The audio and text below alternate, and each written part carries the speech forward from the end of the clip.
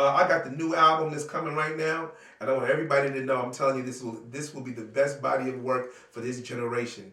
Paz K in Extreme is incredible. I have songs with Ice-T. I have songs with MC Lyte. We doing it. I'm not having it again. Still not having it. I got songs with the Force MDs. A song called The Good Life.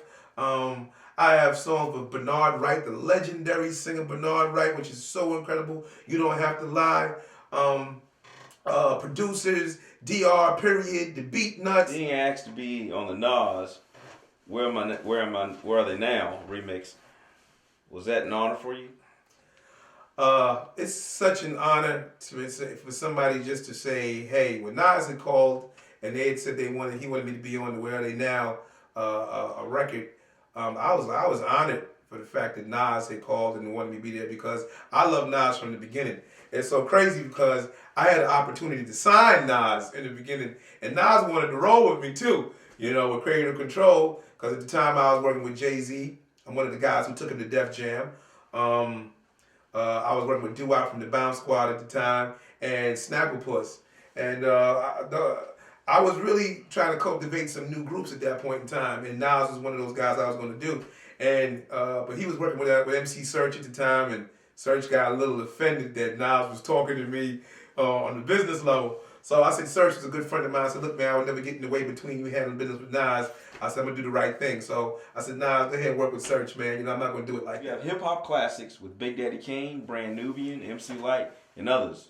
When the Skillz to Pay the Bills album dropped, it was very anticipated. Could you ever imagine the pop success of that album, and particularly the single from it?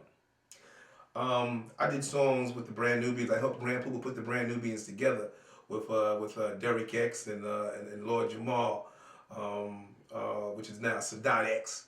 I remember the songs that he was listening to decide if these were the two guys he was going to put into the group.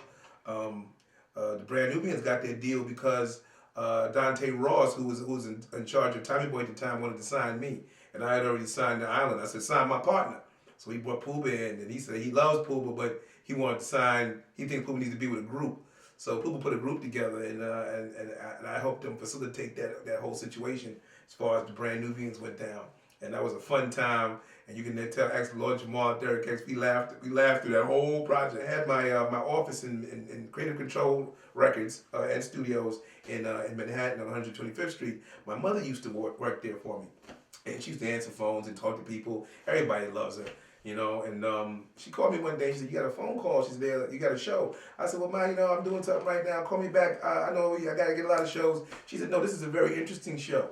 She said, someone is called for you to perform for their birthday party. I said, who? She said, Aretha Franklin. I said, who? She said, Aretha Franklin wants you to perform for her birthday. And I said, wow. It was myself, Sarah Dash, Bobby Womack, and the Duke Ellington Band. I'm like, what kind of show do I put on for Aretha Franklin? But apparently she was on BET maybe a couple of weeks prior to that, and she was saying that she doesn't like rap music, but she loves that Positive K and that song I Got a Man. So I Got a Man reached the boundaries not only of pop people, but it crossed the barriers of age. I mean, little kids sang it. Everybody in the hood sang it. If you was hard, whatever you was, they sang it.